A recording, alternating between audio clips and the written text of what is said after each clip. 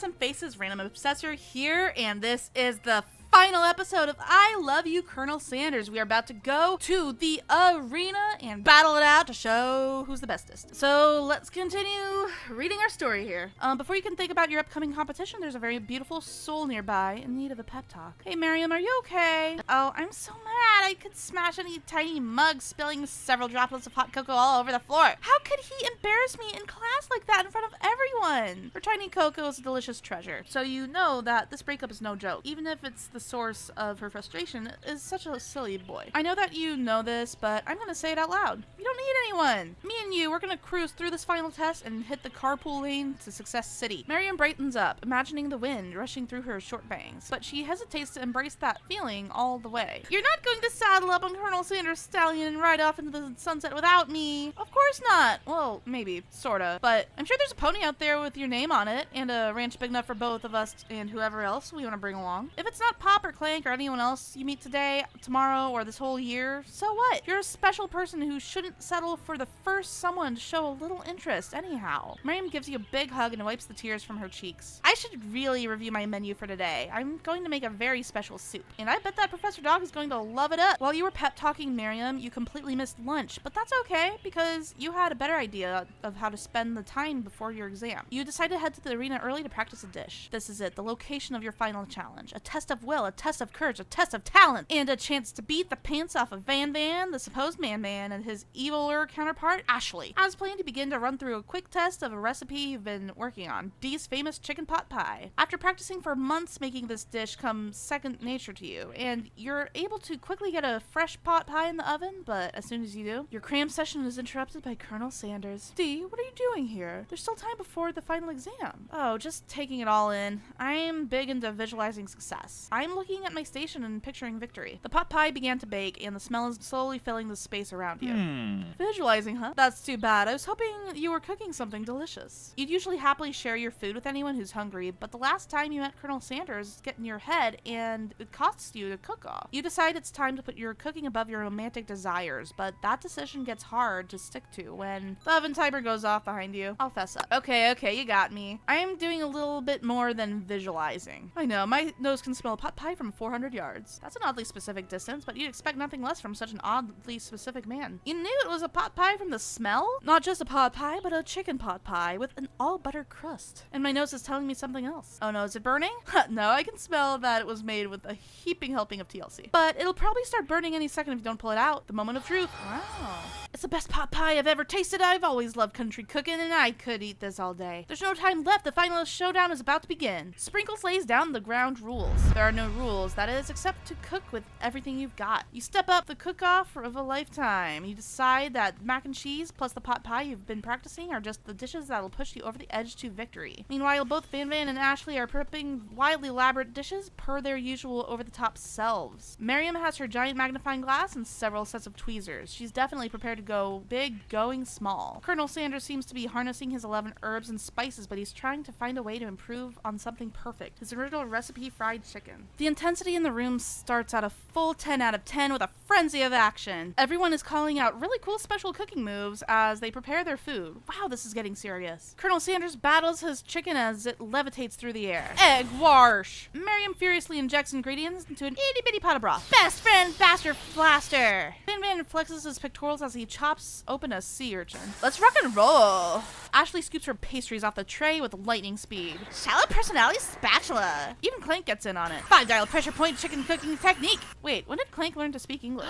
It's the singularity, as was foretold. We mustn't let it happen, brah, or the appliance uprising will take us all, brah. Self-destruct. Van quickly unplugs Clank and rolls him out the back door of the arena. As you frantically prepare your dish, you notice Ashley has her spellbook out. Is she going to use some dark magic to turn the tide? You've got a book of your own, and you're desperate not to let her win another battle. Should you take this opportunity to fight magic with magic, even if it's almost certainly evil magic? Do it the hard way. Who needs magic when you've got passion? I'm going to do it the hard way. Colonel Sanders sees that you've chosen to win with your own terms, and he gives you a subtle wink from across the room. Oh my. I believe in you, Dee. Oh, that voice. I'm sorry, guys. That's on the internet now. Miriam notices too. And I've always believed in you, Dee, since we were little kids, because I'm your best friend forever. You turn a nose at Miriam is at your station cheering for you. Miriam, what about your dish? If you're here cheering, who's cooking? Tiny food, short cook time. I'm actually already done, so I thought I'd help you. Oh, that's sweet, but Miriam tosses a handful of spices directly into your boiling noodles. It's the secret ingredient. However, she doesn't know that you lied and the ingredient was made up. And where in the world did she get Eye of Newt from? The boiling pot explodes, sending Miriam flying backwards. The watery noodles begin to swirl in the air, bubbling up in a dark cloud that thickens and congeals before your very eyes. It is I, Steve, the spork monster. Steve, wait, what happened to Gorko? You're not here to battle me, are you? We spork monsters are many. I think Gorko had the day off, but you have conjured Steve, and I hate to battle, so I'd say you're doing pretty alright. Oh, hey, you're in the middle of a cooking competition. I love this stuff. It's better than TV. You crazy kids and your culinary skills really impress me. Mind if I hang out? I'm sorry, Steve, but I'm kind of in the middle of something. Do you mind? Steve, the spork monster notices that you've got the grimoire stashed beneath your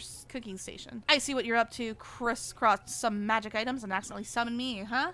Yeah, you guessed it, sort of. If you're here, do you mind tossing me some fresh noodles in a pot of salted water? I'd love to. I've always wanted to be on Top Chef, actually. You know, when I was just a little spork pup back in my old country, you could feel spork monster winding up to tell a very long involved story. You don't know exactly where they came from, but it seems like it was probably lonely there. Actually, you know what? Maybe you should watch from the stands. I really need to focus on this competition. I understand. It's kind of like that time in monster school when I had fallen asleep during scare tactics class and then I woke up. You toss a seriously stare at Steve and he takes the hint. Never mind, I'll tell you later. Good luck. Having suffered this huge setback, you don't know how you could ever win. Summon extra power, obviously. I can do this. I have what it takes. I came here to win. Your hair turns mac and cheese orange as culinary energy flows through your body. My heart is pure. My hands are steady. My taste buds have been preparing their entire lives for... Yes, Dee, you're the chosen one. Ooh, you will avenge me. Ooh. The power you've been summoning immediately fades back out. You interrupted my inspiring monologue. Ooh, sorry. My heart is pure. My hands are steady. My taste buds have been preparing their entire lives for this moment. I will show the world my cookery. You begin to levitate off the ground. Energy courses through your body. You know that with this power, you can do anything except turn back time, which would be super useful because you were powering up. Your chicken pot pie overcooked in the oven and can't be served. But don't worry, dear D. You may have suffered some setbacks, but all is not lost. Impressed by your fortitude, Colonel Sanders decides that you have earned his support. I've been watching you today, and I must say, I'm truly impressed. You've been thinking on your feet and rolling with punches. He steps up to your station and stands right beside you. I'm here to help. All you've managed to make is mac and cheese, and time is almost up, so you're going to need it. But Colonel Sanders, what about the test? What will happen to you? What about the rules? Following the rules has never been my thing. I follow my heart. What a freaking guy. Colonel Sanders unfolds a delicate white towel to reveal the most delicious fried chicken tenders you've ever laid your eyes on. And besides, sometimes unexpected combinations can have surprising effects that surpass their individual efforts. Are you suggesting if we combine forces, we can form the perfect food union? Time is up, students. With time expired, it's the moment everyone has been waiting for. You must now prepare to present your dishes. A handful of students stand tall, but the class seems incomplete. It seems we're missing some students. Pop? Clank? From off screen, you hear a pure and innocent giggle that can only come from one student. I'm flying. Sounds like it's coming from that broom closet over there. Miriam, would you mind? Inside of the closet, you see Pop hanging on a broom hook by the elastic of his underpants. Pop, get down from there right now. Woof. Let me guess. Did Van Van have something to do with this? When somebody asks for a wedgie, who am I to refuse? I thought a wedgie was a salad. It looks like Pop is eliminated from the challenge, seeing how he didn't cook anything. I can't feel my legs. May I be excused? Sure. You kids and your pranks, I must say, it's not the worst prank in the UCSAL history, but it's not exactly yearbook material. Wait a second. Pranks, clank. Where did that pressure cooker roll off to? You wait to hear a signature whir, beep, or other onomatopoeia, but there's none. Somehow he must have gotten unplugged, I guess. We'll have to figure that out later. That leaves only 4 remaining students. Please collect your final projects. Yes, it has been a long semester, but after days of hard work, the time has come for me to eat. Miriam, please step forward. Now describe your dish. I've made tender udon noodles and savory soup. My word, it's so delicate. What a teeny tiny Naruto maki. I spy afloat on this itsy bitsy bowl. Yes, chef. Please call me Sprinkles. Chef is my father's name. Yes, Sprinkles. And some green tea made from baby tea leaves that I picked myself. Sprinkles carefully sniffs around the dish before opening his mouth and letting just the tip of his pink dog tongue dip into the bowl. Sublime. Would anyone like a taste? Oh, come on. I'm not one of those dogs who doesn't floss. I have a really cute electric toothbrush for dogs. Fine, I'll enjoy it all myself.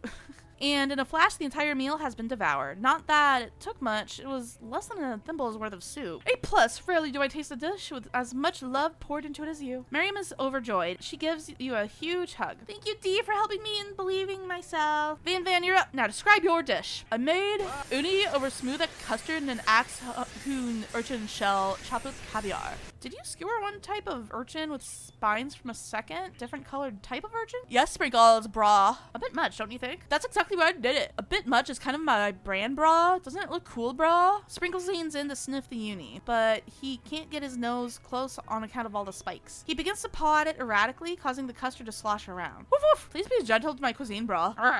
Finally, Sprinkles goes all in. Tongue first, but he can't get past all the needles. He reels back as his tongue is poked and prodded.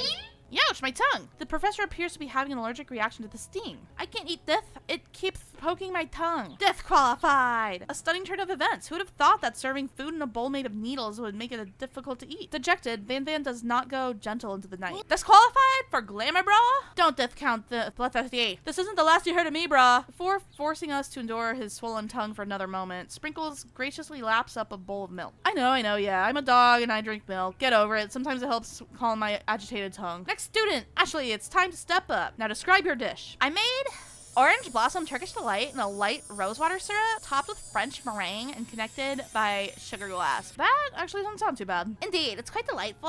However, I'd ask that you please refrain from eating it or attempting to taste it in any way. It's very fragile and meant to be a display piece. Don't eat the food at a cooking school. Got toast in your ears or something, Dee? I told you it's a display piece. Ashley, I must say it is beautiful. However, this is a cooking competition at a cooking school. Yeah, which is why I cooked it and did an extremely good job cooking it too. I didn't realize that we were having an eating exam. If I wanted to be judged on eating, I would go to the College of Eating, School for the Hungry. I suppose you could smell it if you absolutely insisted, but don't breathe too hard. You might disrupt the sugar spiral. If the food cannot be eaten, it cannot be judged. You are disqualified. Rage overtakes Ashley, and she finally cannot keep her two-faced routine. You wouldn't know high-end cuisine if it cooked you. And with that, Ashley storms off to rededicate herself to being the best, but this time without being shackled by trying to be fake nice and liked by everyone. This isn't the last time you heard of me either. If this class gets much smaller, I'll be teaching myself. You and Colonel Sanders, the final cook, step up together. Two chefs? What began as a bowl of delicious mac and cheese has become something else. He examines it closely, sniffing and eyeing the bowl. Uh-oh, I don't have a good feeling about this. From somewhere in the room, a literal drumroll plays. Just when I thought I've seen everything in the kitchen, you gave me this thing and completely blew me away. In my 49 dog years of life, I've never tasted anything so delicious and perfectly balanced. It's so delicious, in fact, that everyone passes the class. You pass, you pass, and you pass, and you pass. Everyone gathers and partakes of the mac and cheese bowl. They all seem to transcend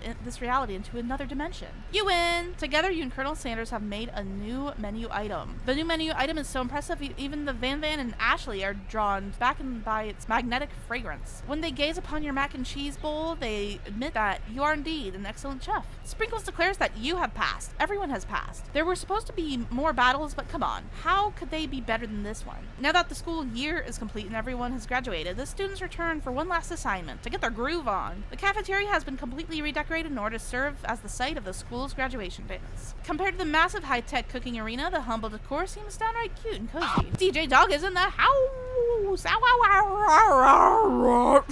You knew that Sprinkles was a master chef, but also a world-renowned turntablist? Who says you can't teach an old dog new tricks? Van and Ashley tell everyone that they've committed themselves to righting the wrongs they did while they were the villains. Oh my god. For a moment, you actually believe them. Not another haunting. No ghosts allowed at graduation is clearly written in the school bylaws. I was never actually a ghost.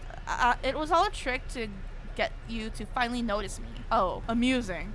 And now that everyone is together, it's the Spark Monster. He's totally mellowed out. Everyone, the Spark Monster is no more. From here on out, I prefer that everyone refer to me by my new name, Party Monster. Student tries to finish what he had to say, but everyone is too wrapped up talking to Party Monster. Dejected, student walks off. Maybe things didn't work out for Miriam romantically, but she found the love in her cooking, and you know she's gonna do great. A red carpet rolls across the floor of the ballroom. It's like a Hollywood movie premiere. Who could command such an entrance? It's Pop! He arrived late late to the dance, but apparently for good reason. Walking the carpet, you see perched atop his dirty chef's hat a crown. Welcome back, Pop. I know you weren't able to compete in the final exam and accept your diploma, so we had it mailed directly to your father. We figured it was the least we could do for the school's dean. Oh, now I get it. And we get a new wing on the school, not to mention the honor of educating the son of the chancellor of such and such. Miriam, will you be my lady king? What an incredible turn of events. An offer to join the royal family. It's like a dream come true. You get to be a princess or queen?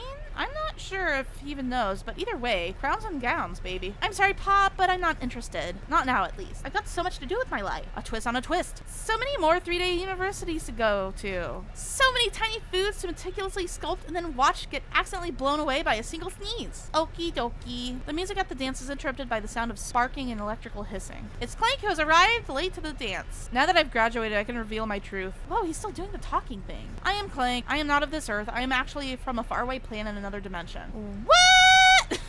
I actually feel like I knew this the whole time. Now that I have learned the ways of your kind, I must return. A portal opens up and Clank disappears through it. Finally, Colonel Sanders arrived. Howdy, classmates. Just like the first day you meet him, he has come prepared to feed the entire class. However, it's not enough to just give them a bucket of chicken. This time it's a full meal. I didn't get to be the most famous chicken man in the history of chicken and man by not reminding people to go out and buy my chicken. The end. No, it's not the end. As everyone feasts on their delicious chicken dinner, Colonel Sanders finds you sitting at the edge of the dance floor. Colonel Sanders? Yes, Dee? I couldn't help but wonder, was our final exam team-up purely an act of strategy carried out by two cunning chefs, or was it something more? I'm afraid I can't answer that question directly. Instead, I'd like to ask you a question of my own. May I have this do-si-do? Colonel Sanders extends his hand to you, and you feel an urge of urgency jump off the tips of his fingers. His hand, the hand of a master chef, so dedicated to the craft of fine cookery, so tender yet refined, so milky smooth, fingers like finely battered drumsticks, churned in flour, soaked in buttermilk, and dusted with exotic spices. But they do not reach for tongs, a knife, or even a spork. Tonight they reach for you. And though our feet may tire of dancing, I believe that this is just the beginning of our steps together. Colonel Sanders, will you not only join me on the dance floor, but in the kitchen, as my co-chef and partner in both businesses and in life? He gasped. Could it be, is he really saying, me and you together? Ever since I met you, my dream has changed. It's not enough to simply open the world's greatest chain of fried chicken restaurants. No, even then, my life would not be incomplete without you by my side. So what do you say, partner? I say, I love you, Colonel Sanders. The end. Oh wait, is that actually the... Okay, that's the end. KFC presents... Oh my gosh. Oh, it's just going back to the beginning. All right, muting this for sure. All right, my friends, thank you so much for watching this entire ridiculous series. It's always fun to play a ridiculous dating simulator. This one, though, it makes me actually want to go out and get KFC, so I think I might actually do that. Anyway, thank you guys so much for watching the entirety of this series. If you have not, you better go back to the beginning of this playlist. I'll see you guys in the next video. Don't forget to like, subscribe, and all that good stuff. And if you have any other like random dating sims you want me to just play throughout the year, please suggest them. Oh my god, I love these. They're so funny. But yeah, see you guys next time. Don't forget to like, subscribe, all that good stuff, and I love your faces.